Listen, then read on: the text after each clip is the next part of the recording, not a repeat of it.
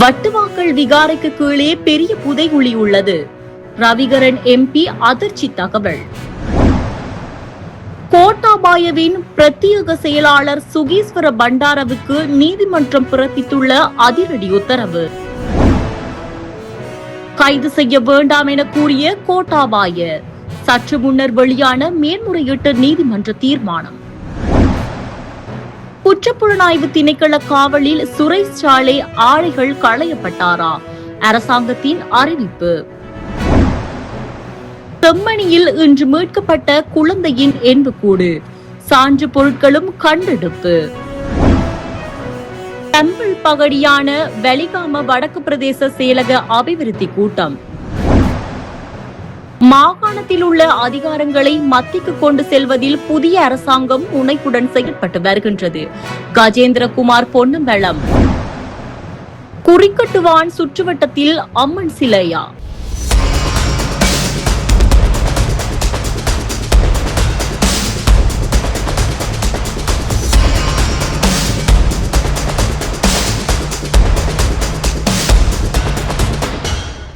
செம்மணி மனித புதைகுழியின் பிஞ்சு குழந்தைகள், சிறுவர்கள், பெரியவர்கள் என தமிழ் மக்கள் குடும்பமாக கொல்லப்பட்டு புதைக்கப்பட்டுள்ளனர்.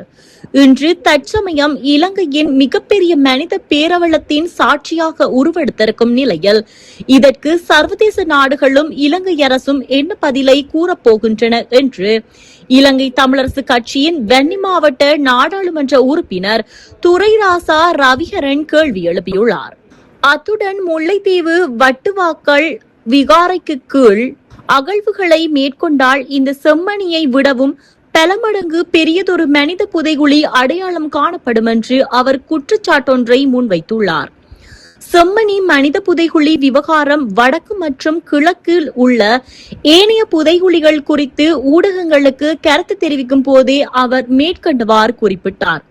இது குறித்து அவர் மேலும் தெரிவித்ததாவது: எங்களுடைய தமிழினத்தின் மீதான திட்டமிட்ட அழிவுகளை இலங்கை அரசினுடைய ஒவ்வொரு ஆட்சியாளர்களும் தொடர்ச்சியாக செய்து கொண்டே வருகின்றார்கள். ஏற்கனவே ஆட்சியில் இருந்தவர்கள் தமது இனத்தை வன்முறையாக அழித்தமைக்கான அசைக்க முடியாத சாட்சிகள் இயற்கையின் நியதியால் தற்போது ஒவ்வொன்றாக வெளியே கொண்டு வரப்பட்டுக் கொண்டிருக்கின்றன. செம்மணியில் தற்போதைய அகழ்வுகளின் மூலம் வெளிவரும் உண்மைகள் உலகத்தையே உலுக்கியுள்ளன. தமிழர்கள் தாயக பகுதிகளில் இன்னும் எத்தனையோ இடங்களில் இவ்வாறான மனித புதைகுழிகள் ரகசியமாக மூடி மறைக்கப்பட்டுள்ளன. அவற்றை முறையாக தோண்ட தொடங்கினால் இன்னும் பேரதிர்ச்சியை தரும் வகையிலான மனித எண்பு குவியல்கள் தொடர்ச்சியாக கிடைத்துக் கொண்டே இருக்கும். குறிப்பாக முல்லைத்தீவு வட்டுவாக்கால் பகுதியில் அமைந்துள்ள விகாரைக்கு கீழ் அகழ்வுகளை மேற்கொண்டால் செம்மணியை விட மிகப்பெரியதொரு மனித புதைகுழி வெளிச்சத்துக்கு வரும். இதற்காக அந்த விகாரையை உடைத்து அகழ்வு பணிகளை முன்னெடுக்க வேண்டும் என்பதில்லை. தற்கால நவீன தொழில்நுட்ப கருவிகளை பயன்படுத்தி ஸ்கேன் செய்வதன் மூலமே இங்கு நிலத்துக்கடியில் எத்தனை ஆயிரக்கணக்கான எண்பு தொகுதிகள் புதைக்கப்பட்டுள்ளன என்பதை துல்லியமாக ஆராய்ந்து அறிய முடியும். இதேபோல் கோப்பா பிளவு போன்ற ராணுவ கட்டுப்பாட்டில் இருந்த மற்றும் இருக்கின்ற பல இடங்களில் பாரிய மனித புதைகுழிகள் இருக்கலாம் என அப்பகுதி மக்கள் இன்று பலத்த அச்சத்துடன் இருக்கின்றனர். வடக்கு மற்றும் கிழக்கு மாகாணங்களில் பெரும்பாலான இடங்களில் அப்பாவி பொதுமக்கள் கொடூரமாக கொலை செய்யப்பட்டு கூட்டமாக புதைக்கப்பட்டிருக்கின்றார்கள். சந்தேகத்திற்குரிய அந்த மனித புதைகுழிகள் அனைத்தும் சர்வதேச கண்காணிப்பில் கீழ் முழுமையாக தோண்டப்பட்டு விசாரணைகள் நடத்தப்பட வேண்டும். இந்த விவகாரத்தில் சர்வதேச சமூகம் நேரடியாக தலையிட்டு பாதிக்கப்பட்ட தமிழ் மக்களுக்கு பாராபட்சமற்ற நீதியை பெற்றுத்தர வேண்டும் என்பதே எங்களின் பிரதான எதிர்பார்ப்பாகும் என்றார். செம்மணி மனித புதைகுழியிலிருந்து இன்றைய தினம் ஒரு குழந்தையின் எண்புக்கூடு உட்பட 5 எண்புக்கூடுகள் அகழ்ந்தெடுக்கப்பட்டுள்ள நிலையில் புதிதாக 7 எண்புக்கூடுகள் அடையாளம் காணப்பட்டுள்ளது. செம்மணி புதைகுழியின் 3ஆம் கட்ட அகழ்வு பணியின் 28வது நாள் அகழ்வு பணிகள் இன்றைய தினம் வியாழக்கிழமை நடைபெற்றது. சான்று பொருட்களாக சிறு பாசிமணி துண்டுகள், கைவளையல்கள், ஆணிகள், பிளாஸ்டிக் என்பவை மீட்டெடுக்கப்பட்டுள்ளது. அதேவேளை பாரிய உலோக துண்டு ஒன்று அடையாளம் காணப்பட்டுள்ள நிலையில் அதற்குள் 80 துண்டுகள் காணப்படுவதனால் அதனை பக்குவமாக சுத்தப்படுத்தும் பணிகள் இடம்பெற்று வருகின்றன. அதன் அடிப்படையில் இதுவரையிலான அகழ்வு பணிகளின் போது 387 எண்புக்கூடுகள் அடையாளம் காணப்பட்டுள்ள நிலையில் அவற்றில் 367 எண்புக்கூடுகள் அகழ்ந்து எடுக்கப்பட்டுள்ளன. செம்மணி, சித்துப்பாத்தி, அரியாலை மனித புதைகுழியின் அகழ்வு பணிகள் 28வது நாளாக இன்று காலை 8:30 மணி முதல் தற்போது வரை நடைபெற்று வருகின்றது. 28வது நாளின் முடிவாகிய தற்போது புதிதாக 7 மனித எண்பு தொகுதிகள் சுத்தப்படுத்தப்பட்டு இலக்கமிடப்பட்டுள்ளதுடன் ஏற்கனவே இலக்கமிடப்பட்ட தொகையிலிருந்து 5 மனித எண்பு தொகுதிகள் முழுமையாக அகழ்ந்தெடுக்கப்பட்டுள்ளது. இந்நிலையில் மொத்தமாக இலக்கமிடப்பட்ட மனித எண்பு தொகுதிகளின் எண்ணிக்கை 387 இருப்பதுடன் மொத்தமாக அகழ்ந்தெடுக்கப்பட்ட மனித எண்பு தொகுதிகளின் எண்ணிக்கை 367 இன்றைய தினம் பதிவாகியுள்ளது. இதேவேளை மனித எண்பு தொகுதிகளின் ஊடாக சில பிற பொருள் சான்று பொருட்கள் இன்றைய தினம் அகலப்பட்ட போது கண்டெடுக்கப்பட்டுள்ளது. இந்த பிற பொருள் சான்று பொருட்களுள் சிறு பாசிமணிகளுக்குரிய துண்டுகளும் ஏற்கனவே ஒரு மனித எண்பு தொகுதியில் இருந்த கை வளையலினுடைய பகுதியும் அதே வேளையில் சில ஆணிகளும் சில பிளாஸ்டிக் துண்டுகள் என்று சந்தேகப்படுகின்ற சில பொருட்களும் இன்றைய தினம் எடுக்கப்பட்டுள்ளது. நாளைய தினமும் இதே மாதிரி காலை 8:30 மணியிலிருந்து அகழ்வு பணிகள் இடம்பெறும். இரும்பு துண்டா ஒரு பெட்டி போல ஒன்று அடையாளப்படுத்தப்பட்டது. உலோகத்திலான ஒரு பகுதி ஒன்று அடையாளப்படுத்தப்பட்டு அது ஏற்கனவே குவியலாக அடையாளப்படுத்தப்பட்ட 17வது தொகுதியோடு இணைக்கப்பட்டுள்ளது. அதுக்கு கீழே சில மனித எண்பு தொகுதிகள் இருக்கிறதால அதை மிகவும் பத்திரமா தான் அகழ்ந்தெடுக்க வேண்டிய தேவை இருக்கிறதால சுத்தமிடப்பட்டதோடு அதை அப்படியே வைக்கப்பட்டிருக்குது. முழுமையாக இன்னும் சுத்தப்படுத்தி அகழ்ந்தெடுக்கப்பட்டதுக்கு பிறகுதான் அது அங்கிருந்து அகற்றப்படுவதற்கான சாத்தியப்பாடுகள் இருக்குது. பெரிய எண்பு தொகுதியோட சிறிய எண்பு தொகுதியாக இணைந்தவாறு பெரிய எண்பு தொகுதியோட பெரிய எலும்பு தொகுதியோட தலையோட ஒட்டி சிறிய எலும்பு தொகுதி இன்றைக்கும் அடையாளம் காணப்பட்டு சுத்தப்படுத்தப்பட்டு இலக்கமிடப்பட்டது. குற்றவியல் விசாரணை பணியகத்தினால் கைது செய்யப்பட்ட முன்னாள் ஜனாதிபதி கோட்டாபாய ராஜபக்ஷவின் முன்னாள் தனிப்பட்ட செயலாளரான சுகீஸ்வர பண்டார எதிர்வரும் ஜூலை மாதம் 1ஆம் திகதி வரை விளக்கமறியலில் வைக்கப்பட்டுள்ளார். அவரை கோட்டை நீதிவான் நீதிமன்றத்தில் முன்னிலைப்படுத்திய போதே இந்த உத்தரவு இன்று பிறப்பிக்கப்பட்டுள்ளது. 2 அரச நிறுவனங்களிடமிருந்து சம்பளம் பெற்ற விவகாரம் தொடர்பில் மேற்கொள்ளப்பட்ட விசாரணைகளின் அடிப்படையில் இவர் கைது செய்யப்பட்டுள்ளதாக தெரிவிக்கப்படுகின்றது. தம்மை கைது செய்ய வேண்டாம் என கோரி முன்னாள் ஜனாதிபதி கோட்டாபாய தாக்கல் செய்த மனு மீதான விசாரணை ஒத்திவைக்கப்பட்டுள்ளது. இதன்படி எதிர்வரும் 24ஆம் திகதி வரை குறித்த மனு மீதான மேலதிக விடயங்களை பரிசீலிப்பதை மேன்முறையீட்டு நீதிமன்றம் ஒத்திவைத்துள்ளது. உயிர்த்த ஞாயிறு குண்டு தாக்குதல் தொடர்பான விசாரணைகளினூடாக தம்மை கைது செய்வதை தடுக்குமாறு கோரி முன்னாள் ஜனாதிபதி கோட்டாபாய மேன்முறையீட்டு நீதிமன்றத்தில் மனு தாக்கல் செய்திருந்தமை குறிப்பிடத்தக்கது. கோட்டாபாய ராஜபக்ஷ சார்பில் ஜனாதிபதி சட்டத்தரணி ரோமஷ் டி சில்வாவும் எதிர் மனுதாரர்கள் சார்பில் பிரதி சொலிசிட்டர் ஜெனரல் சஹராஷி ஹேரத்தும் வாத பிரதிவாதங்களை முன்னெடுத்தனர்.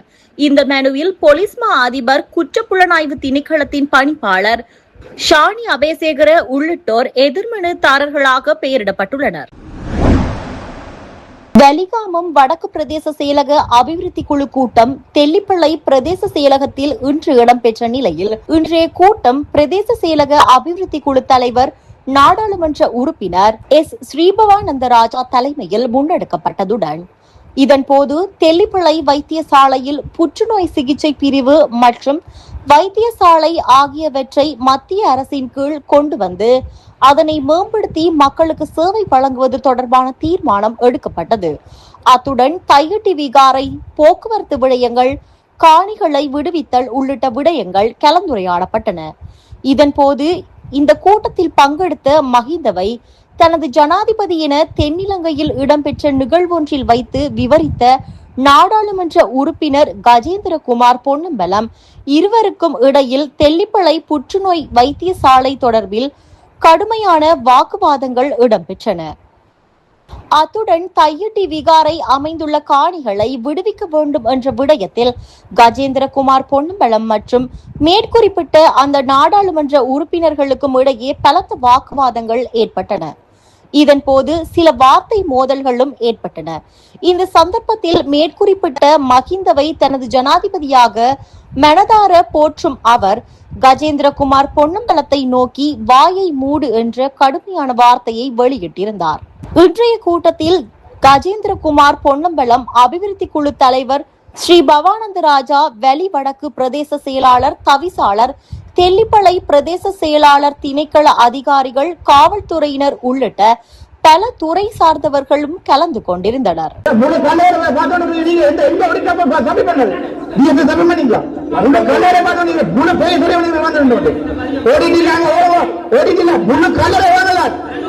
முழு கல்லறை வாங்கல என்ன நீ பொறுப்பில்லை நீ டிபடியாடியா இல்லையா நீ டிபடியாடியா இல்லையா நீ என்ன பேசுற நீ நீ டிபடியாடியா இல்லையா நீ 19 ஆண்டு நீ கேட்கல முடியாது தூக்கி அடிப்பேன் நாய் தூக்கி அடிப்பேன் வாய் மூடி கொண்டு தூக்கி அடிப்பேன் வாய் மூடி கொண்டு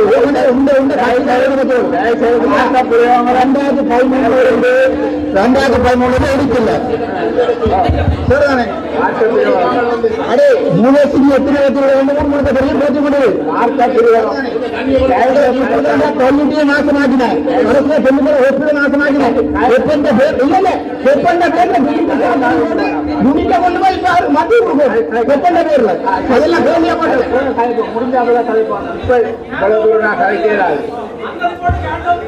அந்த சொல்றாங்க ஒரு ரிப்போர்ட் கூட இல்ல கேளுங்க அவங்க சொல்றாங்க ஒரு ரிப்போர்ட் கூட இல்ல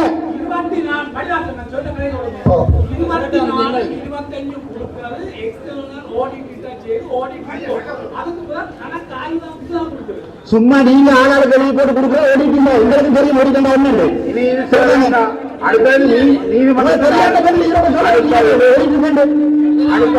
நீதிமன்றத்தை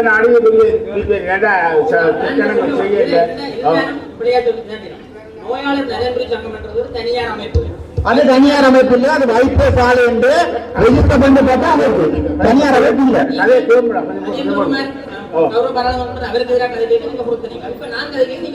இல்ல இல்ல நாங்க நீங்க சொல்ற பிள்ளை ரொம்ப ரொம்ப நாள் நினைப்போம் எங்களுக்கு வந்து பயப்படாம இல்ல பல அழகாங்க அடிக்கிறவங்க நான் பயப்படுறேன். தனியார் அமைப்பு இல்ல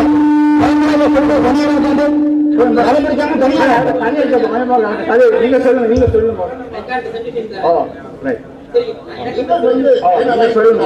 சொல்லுங்க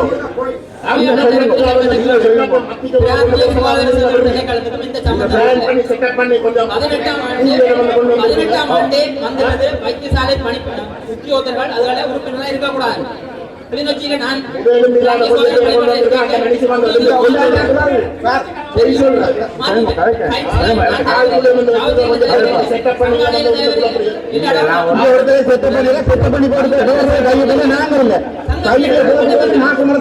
கையிட்டு அவ்வளவு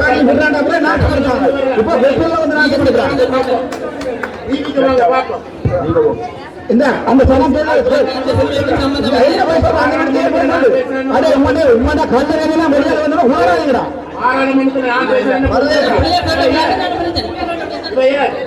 அரசாங்கம் நீங்க வந்து கொஞ்சம் இல்ல அது ஐயாக்களை கொண்டு வந்தீங்க இங்க ஒரு கதை செட் பண்ணி வைக்கல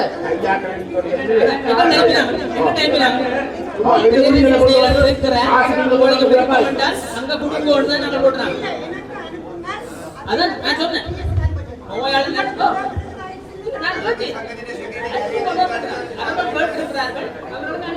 இல்ல என்ன விலைகள் பாக்குறாயா நிலைமை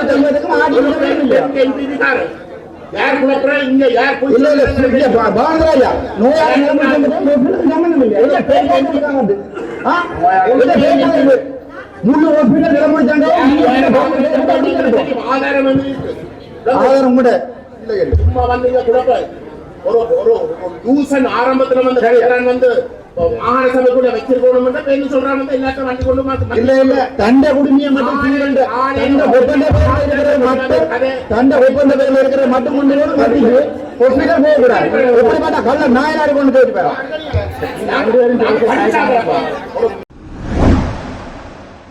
மாகாணத்தில் உள்ள அதிகாரங்களை மத்திக்கு கொண்டு செல்வதில் புதிய அரசாங்கம் முனைப்புடன் செயற்பட்டு வருவதாக பாராளுமன்ற உறுப்பினர் கஜேந்திரகுமார் பொன்னம்பலம் தெரிவித்துள்ளார். இன்று யாழ்ப்பாணத்தில் கட்சி அலுவலகத்தில் இடம்பெற்ற ஊடகவியலாளர் சந்திப்பின் போது இதனை சுட்டிக்காட்டினார். தெல்லிப்பளை பிரதேச ஒருங்கிணைப்பு குழு கூட்டம் பாராளுமன்ற உறுப்பினர் ஸ்ரீபவானந்த ராஜா வைத்தியர் அவர்களுடைய தலைமையிலே தெல்லிப்பளை பிரதேச செயலகத்தில் வந்து நடைபெற்றது. அந்த இடத்துல வந்து குறிப்பாக தெல்லிப்பளை ஹாஸ்பிட்டல் தொடர்பாக விசேஷமாக வந்து தெல்லிப்பளை புற்றுநோய் வைத்தியசாலை தொடர்பாக ஆழமாக விரிவாக வந்து பேசப்பட்டது. இப்போ இந்த விடயம் நாங்கள் பல ஆண்டுகளாக 2020 பாராளுமன்ற உறுப்பினராக நான் 2ஆம் தடவையாக வந்து தெரிவு செய்யப்பட்ட காலத்தில் இருந்து நாங்கள் இந்த புற்றுநோய் வைத்தியசாலை முழுமையாக இயங்க பண்ணுறதுக்குரிய வலியுறுத்தல்களை வந்து நாங்கள் தொடர்ச்சியாக வந்து செய்து கொண்டு வருகிறோம். இப்போ உங்களுக்கு தெரியும், ஒரு தமிழ் தேசிய கட்சி என்ற வகையில் வந்து எங்களுடைய நிலைப்பாடு எங்களுடைய தமிழ் தாயக நிலப்பரப்பில் இருக்கக்கூடிய அனைத்து நிர்வாகம் சார்ந்ததும் வந்து எங்களுடைய தாயகத்துக்குள்ளே வச்சிருக்க வேணுமென்றது தான் எங்களுடைய கொள்கை. அந்த வகையில் வந்து இன்றைக்கு மாகாண சபை என்ற அடிப்படையிலே உருவாக்கப்பட்டிருக்கிற ஒரு கட்டமைப்பில் எங்களுக்கு 13ஆம் திருத்தம் ஒற்றையாட்சிக்குள்ளே வந்து அதிகாரம் இல்லாவிட்டாலும் கூட நாங்கள் அந்த மாகாண சபைக்கு வழங்கப்பட்டிருக்கின்ற நிர்வாக கட்டமைப்புகளை வந்து மத்திக்குள்ளே கொண்டு போகிறத வந்து நாங்கள் விரும்பவில்லை. அதுதான் எங்களுடைய கொள்கை. ஆனால் அதில் இருக்கிற குறைபாடு என்னென்றால் வந்து ஒற்றையாட்சிக்குள்ளே வந்து மத்தி அதுக்குரிய போதிய காசு மற்றது தேவைப்படுகின்ற அங்கீகாரத்தை வழங்காமல் இருக்கிற இடத்துல வந்து அந்த மாகாண சபையில் இயங்கவே முடியாத ஒரு நிலைமைக்கு தள்ளப்படும். அந்த வகையில் தான் தெல்லிப்பளை வைத்தியசாலை இன்றைக்கு ஒரு பேஸ் ஹாஸ்பிட்டல். அந்த பேஸ் ஹாஸ்பிட்டல்ன்றது வந்து மாகாண சபை கட்டமைப்புக்குள்ளே தான் வருகின்றது.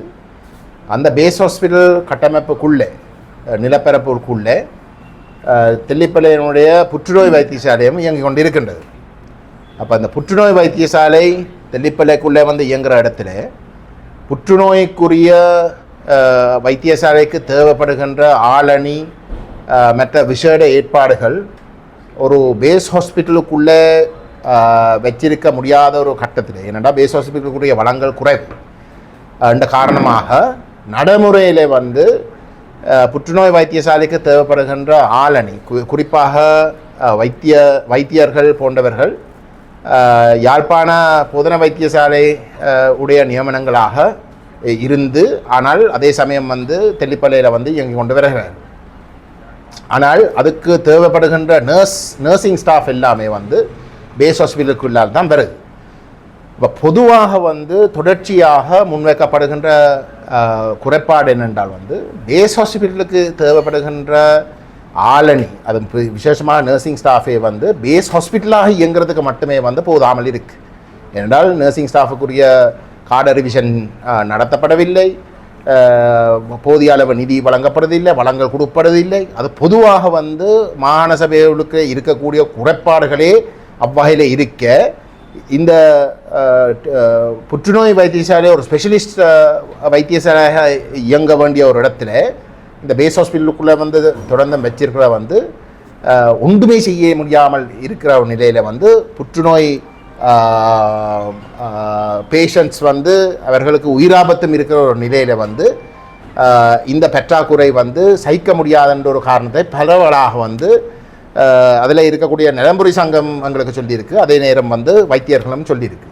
இப்போ இந்த அடிப்படையில் வந்து கடந்த ஒரு 6 மாதத்துக்கு முன்னம் யாழ்ப்பாண மாவட்ட ஒருங்கிணைப்பு கூட்டத்தில் வந்து இந்த பிரச்சனை எழுப்பப்பட்ட பொழுது வைத்தியர் ஸ்ரீபவானந்த ராஜா இந்த யதார்த்தத்தை சுட்டி காட்டி பேஸ் ஹாஸ்பிட்டலும் கேன்சர் யூனிட் எல்லாமாகவே வந்து மத்திய அரசுக்குள்ளே கொண்டு போகணும் என்ற கோரிக்கையை முன்வச்சார். அந்த இடத்துல வந்து ஏனைய, அதாவது தேசிய மக்கள் சக்தி அல்லாத ஏனைய பாராளுமன்ற உறுப்பினர்களும் ஏனைய கட்சி பிரதிநிதியிடம் அந்த கேன்சர் யூனிட்டை வந்து ஒரு ஸ்பெஷல் யூனிட்டாக வந்து அங்கீகரித்து அதுக்கு அது முழுமையாக இயங்குறதுக்கு தேவைப்படுகின்ற நர்சிங் போன்ற மற்ற வேறு அனைத்து வளங்களும் வந்து பிரிச்செடுத்து அதை இயங்க பண்ணுறதுக்கு வந்து இணக்கம் தெரிவித்தது. அது மத்திக்குள்ளே தான் இயங்க வேணுமென்ற இருந்தால் அதை மத்திக்குள்ளே கொண்டு போய் இயங்குறதுக்கு வந்து நாங்கள் இணக்கம் தெரிவித்து பேஸ் ஹாஸ்பிட்டலை வந்து மாகாணத்துக்குள்ளே வச்சு கொண்டே வந்து அதை முழுமையாக வந்து பலப்படுத்துறதுக்கு தான் நாங்கள் இணக்கம் தெரிவிச்சிருந்தோம். ஆனால் இன்றைக்கு வந்து நடந்த கூட்டத்தில் தெல்லிப்பளை பிரதேச ஒருங்கிணைப்பு குழு கூட்டத்தில் கௌரவ ஸ்ரீபவானந்த ராஜா இல்லை, அது அனைத்துமே மத்திக்குள்ளே கொண்டு போகணும் என்ற ஒரு கருத்தை தெரிவித்து அந்த கூட்டத்தை வந்து அந்த கூட்டத்தில் வந்து அந்த முடிவை வந்து தாங்கள் நாளைக்கு மாகாண ஒருங்கிணைப்பு குழு கூட்டத்தில் வந்து எடுக்க போவதாக வந்து அறிவிச்சிருக்கிறார்.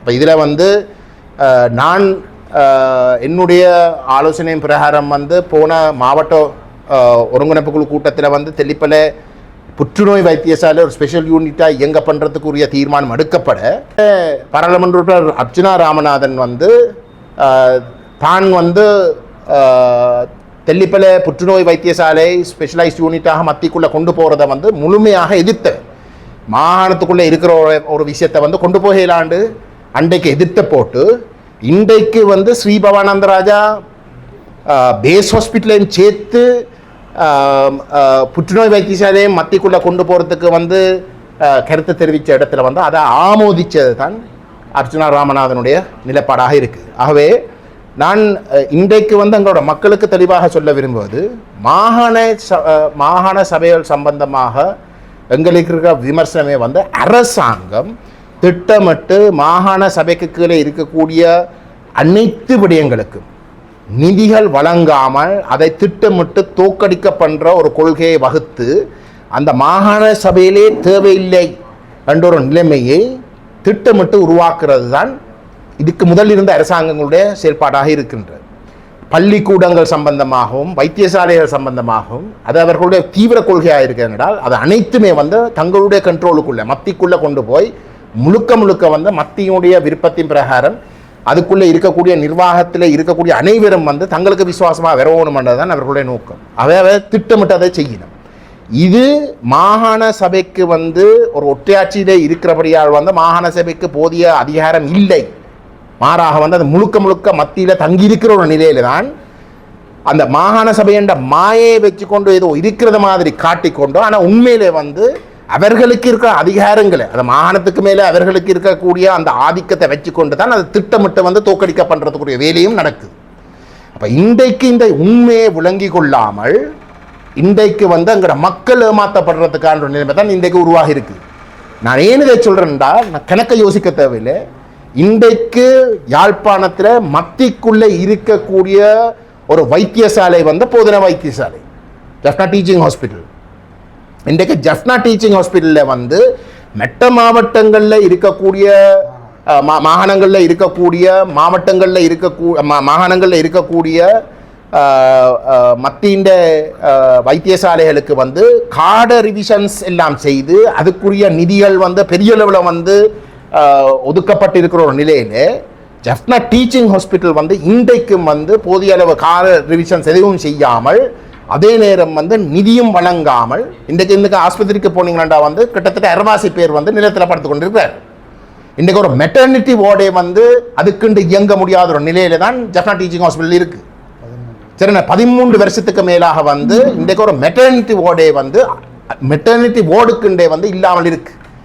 அந்த குறைகள் எதுவுமே வந்து எந்த ஒரு அரசாங்கமும் நிவர்த்தி செய்ய இல்லை. அப்படிப்பட்ட ஒரு நிலையில வந்து ரணில் விக்ரமசிங்க ஜனாதிபதி அவர் ஜனாதிபதியாக இருந்த காலத்தில் வந்து யாழ்ப்பாணத்துக்கு வந்து யாழ்ப்பாண போதன வைத்தியசாலையை வந்து ஒரு தேசிய வைத்தியசாலையாக வந்து தாங்கள் உயர்த்த போகிறோம் என்ற வாக்குறுதியை வழங்கினார். அப்படி வாக்குறுதி வழங்கியும் இந்த அரசாங்கம் ஆட்சிக்கு வந்ததுக்கு பிறகு அந்த வாக்குறுதியை நிறைவேற்றத்துக்கு தேவைப்படுகின்ற வளங்களை வந்து இன்றைக்கு அந்த போதன வைத்தியசாலைக்கு வந்து வழங்குறாங்க இல்லை. இன்றைக்கு போதன வைத்தியசாலையில் நடைபெற்றிருக்கின்ற அபிவிருத்திகள் எல்லாமே வந்து மிகப்பெரிய பெரும்பான்மையாக வந்து புலம்பெயர்ந்த தமிழ் மக்கள் தங்களுடைய செல்வாக்கை பயன்படுத்தி தங்களுடைய நாடுகளில் இருக்க மக்களும் அங்கே இருக்கக்கூடிய அரசாங்கங்களும் இல்லாட்டி அங்கே இருக்கக்கூடிய வேறு வேறு தங்களுடைய தொடர்புகளை வைத்துக்கொண்டு வழங்குகின்ற டொனேஷன்ஸை வைத்துக்கொண்டு இயங்குதே தவிர உண்மையிலே வந்து அரசு வந்து அதுக்கு தேவைப்படுகின்ற நிதிகளை வந்து இதுவரைக்கும் வந்து வழங்காமல் தான் அது இயங்கிக் கொண்டிருக்கு. அது மட்டுமில்லாமல் ஒரு ஜனாதிபதி யாழ்ப்பாணத்துக்கு வந்து அது ஒரு தேசிய வைத்தியசாலையாக தாங்கள் மாற்ற போகிறோம் உயர்த்த போகிறோம் என்று சொல்லியிருந்தும் இன்றைக்கு அது தேசிய வைத்தியசாலை ஆக்கிறதுக்குரிய வளங்களை எதுவுமே கொடுக்காமல் இன்றைக்கு அனுராதபுரத்தை வந்து ஒரு தேசிய வைத்தியசாலை ஆக்கிறதுக்குரிய வேலையில் தான் படிப்படியாக நடந்து கொண்டிருக்கு. இன்றைக்கு யாழ்ப்பாண போதன வைத்தியசாலை அனுராதபுரம், புத்தளம், நீர்கொழும்பு போன்ற பிரதேசங்களுக்கு வந்து ஒரு மிக முக்கியமான ஒரு வைத்தியசாலையாக வந்து இன்றைக்கு தொடர்ந்து இயங்கிக் கொண்டிருக்கு. கிழக்கு மாகாணத்துக்கும் வந்து கணிசமான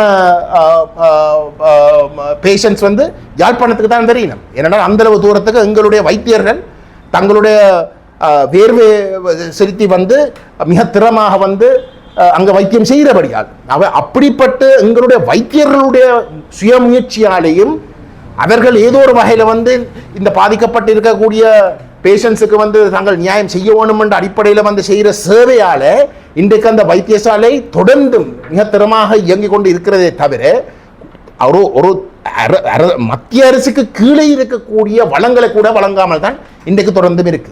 அது மட்டுமில்லை, இந்த அரசாங்கம் வந்து தேசிய வைத்தியசாலை ஆக்கிறதுக்குரிய நிலைமையை கைவிட்டு இருக்கிறோம். இதுதான் உண்மை. அனுராதபுரத்தை தான் பலப்படுத்தினோம். அப்படிப்பட்ட ஒரு நிலையில இன்றைக்கு இந்த தெல்லிப்பளை வைத்தியசாலையை வந்து முழுமையாக பேஸ் ஹாஸ்பிட்டலை முழுமையாக வந்து மத்திக்குள்ளே கொண்டு போகிறதுன்றது இந்த பற்றாக்குறைகளை வந்து மக்களை ஏமாற்றி அதை பயன்படுத்தி மத்திக்குள்ளே எல்லாத்தையும் சுரண்டத்துக்கான ஒரு அணுகுமுறையாகத்தான் இருக்கே தவிர கடைசி வரைக்கும் வந்து பாதிக்கப்பட்ட அந்த அந்த பேஷண்ட்ஸுக்குரிய தீர்வுகளை கொடுக்குற நோக்கத்தோட அல்ல என்றதை வந்து நாங்கள் தெளிவாக சொல்கிறோம். அப்படி உண்மையிலே வந்து அவர்களுடைய நோக்கம் நேர்மையாக இருக்கிறது என்றால் டீச்சிங் ஹாஸ்பிட்டலுக்கு செய்ய வேண்டியதை உடனடியாக வந்து அவர்கள் செய்யலாம். இந்த உண்மையை வைத்தியர் ஸ்ரீபவானந்த ராஜாக்கு நன்றாக தெரியும். இன்றைக்கு அவருடைய அரசாங்கத்துக்கு வந்து யாழ்ப்பாணத்தை ஒரு நேஷனல் ஹாஸ்பிட்டல் ஆக்கிற நோக்கம் இல்லை. மாறாக வந்து அனுராதபுரத்தை வந்து வடமாகாணத்துக்குரிய வடக்குக்குரிய ஒரு பிரதேசமாக கருதி அனுராதபுரத்தை தான் பலப்படுத்துறதை விரும்புகிறார்களே தவிர யாழ்ப்பாணத்தை ஒரு நேஷனல் ஹாஸ்பிட்டல் ஆக்கிறதுக்கு விரும்புகிறாங்க இல்லை என்றது அவர்கள் நன்றாக தெரியும். அப்படி தெரிஞ்சு கொண்டும் இருக்கிற பேஸ் ஹாஸ்பிட்டலையும் வந்து டீச்சிங் ஹாஸ்பிட்டல் என்ன புற்றுநோய் வைத்தியசாலையை வந்து ஸ்பெஷல் யூனிட்டாக கருதி அதை முழுமையாக வந்து மத்திய அரசு இயங்க பண்ணுறதுக்கு வந்து நாங்கள் தடையல்ல. நாங்களோ தமிழ் தேசிய மெட்ட கட்சிகள் சார்ந்தவர்களோ வந்து தடையல்ல. போன முறையும் வந்து உண்மையிலே வந்து மாகாணத்துக்குள்ளே அதை முழுமையாக இயங்க பண்ணுறதுக்குரிய ஒரு வழி ஒன்று தேடணும் என்று நாங்கள் விரும்பினாலும் கூட அது இன்றைக்கு வந்து அப்படி செய்ய இயலாதுன்னு சொல்கிறீங்கன்னா வந்து அதை மட்டுமாவது வந்து முழுமையாக இயங்குறதுக்கு வந்து நீங்கள் ஒரு ஸ்பெஷல் யூனிட்டாக இயங்க பண்ணுறதுக்கு நாங்கள் ஏற்கனவே அனுமதி கொடுத்துருக்கிறோம். ஆனால் அதை செய்யாமல் அதை சுட்டி காட்டி அந்த கேன்சர் யூனிட்டை சுட்டி காட்டி இன்றைக்கு நடக்கிறத வந்து பேஸ் ஹாஸ்பிட்டலை மத்திக்குள்ளே கொண்டு போய் இறுதியில் வந்து எல்லாத்தையும் சுரண்டி மத்தின்ற கையுக்குள்ளே சிங்களபௌத்த பேரினவாதத்துக்குள்ளே கொண்டு போய் முடக்கி போட்டு கடைசியில் வந்து நாங்கள் நடத்துகிறோட விடுற நோக்கத்தோடு தான் இந்த அரசாங்கம் செயல்படுகின்றது. ஆகவே எங்களோட மக்கள் தெளிவாக விளங்கிக் கொள்ளணும். நாங்கள் தெளிவாக சொல்கிறோம், டாக்டர் மேரோட கதைச்சுத்தான் நாங்கள் சொல்கிறோம், இந்த கேன்சர் யூனிட்டை உடனடியாக ஒரு ஸ்பெஷல் யூனிட்டாக அங்கீகரித்து அதுக்கு தேவைப்படுகின்ற வளங்கள் அனைத்தையும் வழங்குறது தான் முறை. பேஸ் ஹாஸ்பிட்டலையும் சேர்த்து கொண்டு போகிறதுன்றது வந்து நாளைக்கு நாளன்றைக்கு செய்யக்கூடிய ஒரு காரியம் இல்லை. அது எல்லாத்துக்கும் வந்து கார்டு ரிவிஷன் செய்யணும், போதிய அளவு மாற்றங்களை செய்யணும், அதெல்லாம் செய்து வர இறுதியில் வந்து வருஷக்கணக்கில் வந்து இழுக்கும். அவை இது எல்லாமே வந்து இந்த பற்றாக்குறையை திட்டமிட்டு இந்த அரசாங்கங்கள் உருவாக்கி இந்த மக்களை ஏமாற்றி ஏதோ மத்திக்குள்ளே கொண்டு போனால் மட்டும்தான் இது சரியாக இயங்கும் என்ற ஒரு மாயை காட்டி இறுதியில் வந்து அனைத்தையும் தங்களோட கட்டுப்பாட்டுக்குள்ளே கொண்டு போகிறது மட்டும்தான் நோக்கமே தவிர உண்மையிலே வந்து இந்த பாதிக்கப்பட்ட மக்களுக்குரிய தீர்வுகளை கொடுக்கறதில்லை. தீர்வு கொடுக்கிற நோக்கமாக இருந்தால் இன்றைக்கு மாகாண சபைக்கு கீழே இருக்கக்கூடிய அத்தனை வைத்தியசாலைகளுக்கும் பள்ளிக்கூடங்களுக்கும் கட்டமைப்புகளுக்கும் போதிய அளவு நிதியை அவர்கள் ஒதுக்கலாம்.